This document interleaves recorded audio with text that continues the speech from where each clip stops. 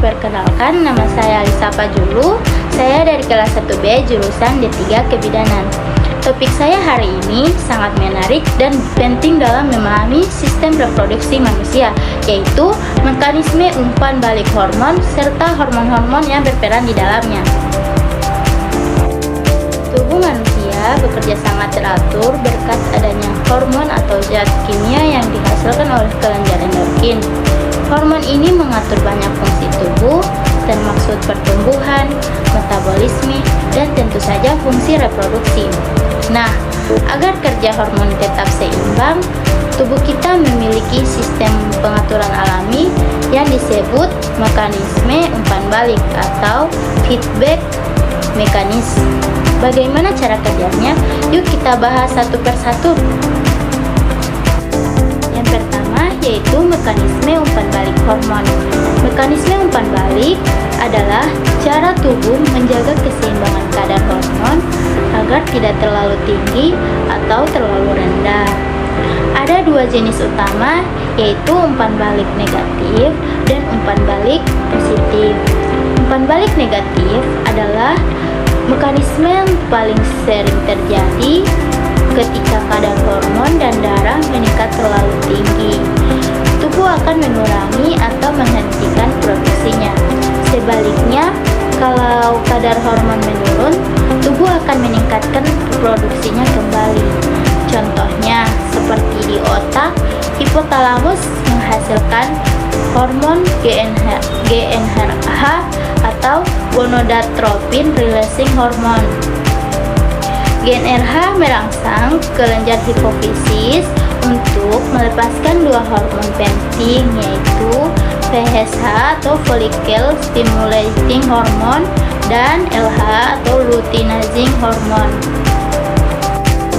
FSH dan LH ini bekerja pada organ reproduksi ovarium pada wanita dan testis pada pria untuk menghasilkan hormon seks seperti estrogen, progesteron, dan testosteron. Nah, saat kadar estrogen atau testosteron meningkat terlalu tinggi, hormon-hormon ini akan memberi sinyal balik ke otak untuk menghambat pelepasan GnRH, FSH, dan LH.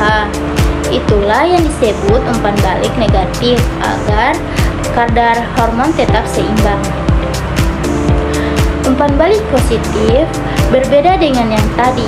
Pada umpan balik positif, peningkatan kadar suatu hormon justru merangsang peningkatan hormon. Contoh terbaiknya terjadi pada wanita menjelang ovulasi. Ketika kadar estrogen mencapai titik tinggi, hal itu justru merangsang lonjakan hormon LH dan hipofisis. Lonjakan LH inilah yang menyebabkan ovulasi, yaitu pelepasan sel telur dari ovarium. Setelah itu, kadar hormon akan kembali menurun ke tingkat normal. Jadi, kedua jenis mekanisme ini bekerja bergantian untuk menjaga keseimbangan sistem reproduksi tubuh. Yang kedua yaitu hormon yang berhubungan dengan sistem reproduksi. Sekarang kita membahas satu persatu hormon yang berperan penting dalam sistem reproduksi baik pada wanita maupun pada pria. Pada wanita yaitu pertama ada GnRH atau gonadotropin releasing hormone, diproduksi oleh hipotalamus. Fungsinya memicu kelenjar hipofisis untuk mengeluarkan FSH dan LH.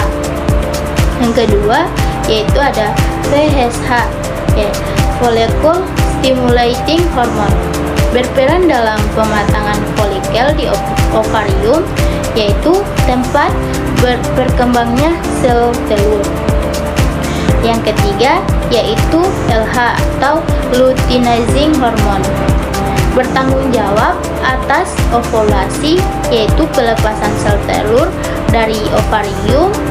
LH juga membantu pembentukan korpus luteum yang menghasilkan hormon progesteron.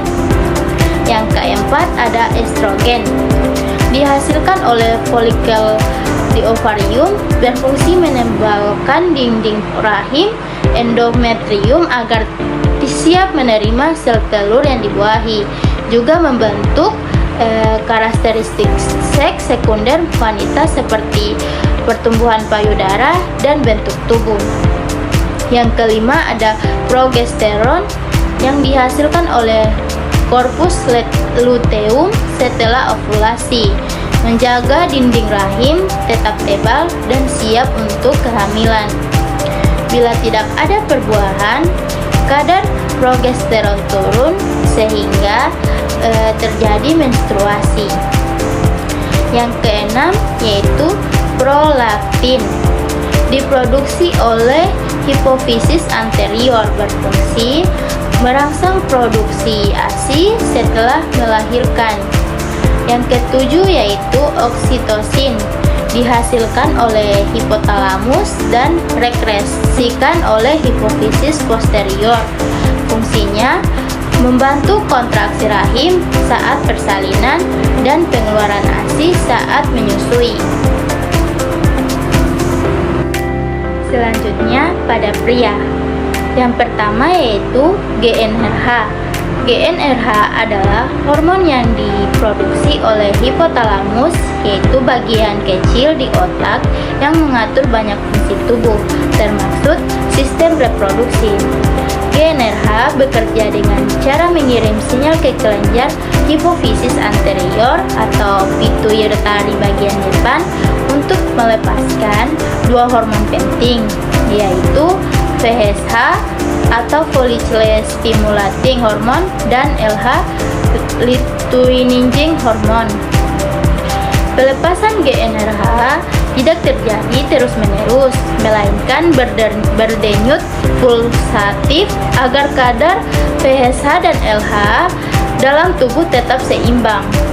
Ritme pelepasan ini sangat penting karena jika terganggu, maka proses produksi sperma dan hormon testosteron juga akan terganggu. Yang kedua ada FSH. Setelah dilepaskan oleh hipofisis, FSH beredar melalui darah dan mencapai testis, tempat terjadinya proses pembentukan sperma. Di dalam testis, FSH menstimulasi sel Sertoli, yaitu sel pendukung yang berfungsi memberi nutrisi dan perlindungan bagi sel-sel sperma yang sedang berkembang. Hormon FSH bekerja sama dengan testosteron untuk mengatur spermatogenesis, yaitu proses pembentukan dan pematangan sperma di tubulus seminiferus atau saluran kecil di dalam testis. Tanpa FSH, sperma tidak akan dapat matang dengan sempurna dan jumlah akan menurun. Yang ketiga ada LH. LH juga dilepaskan oleh kelenjar hipofisis sebagai respon terhadap GnRH. Hormon ini berperan merangsang sel Leydig yang berada di antara saluran sperma di testis untuk memproduksi hormon testosteron. LH adalah kunci utama yang menjaga kadar testosteron pria tetap normal. Bila kadar LH turun, maka produksi testosteron juga akan menurun sehingga memengaruhi gairah seksual, pertumbuhan otot, dan proses pembentukan sperma. Yang keempat yaitu testosteron. Testosteron adalah hormon utama pada pria, direproduksi oleh sel Leydig di testis. Fungsinya sangat luas, mencakup merangsang spermatogenesis atau pematangan sperma bersama FSH. 2. Mengembangkan ciri-ciri kelamin sekunder pria seperti pembesaran otot, pertumbuhan rambut di wajah dan tubuh, perubahan suara menjadi berat, serta pembesaran penis dan testis. Yang ketiga, menjaga fungsi seksual seperti dorongan libido dan kemampuan ereksi. Yang keempat, mendukung pertumbuhan tulang dan otot, menjaga kepadatan tulang, serta membantu keseimbangan metabolisme tubuh. Semua hormon ini bekerja dalam keseimbangan yang diatur oleh mekanisme umpan balik antara otak dan organ reproduksi. Jadi kesimpulannya yaitu sistem reproduksi manusia diatur oleh hubungan kompleks antara hormon-hormon tubuh melalui mekanisme umpan balik negatif dan positif. Umpan balik negatif menjaga keseimbangan kadar hormon, sedangkan umpan balik positif memicu proses penting seperti ovulasi. Hormon-hormon utama yang berperan meliputi GnRH, FSH, LH, estrogen, progesteron, testosteron, prolaktin, dan oksitosin. Tanpa koordinasi yang teratur antara hormon-hormon ini, proses reproduksi tidak akan berjalan dengan baik, mulai dari pembentukan sel kelamin, ovulasi, pembuahan, hingga kehamilan dan menyusui. Terima kasih sudah menonton video ini.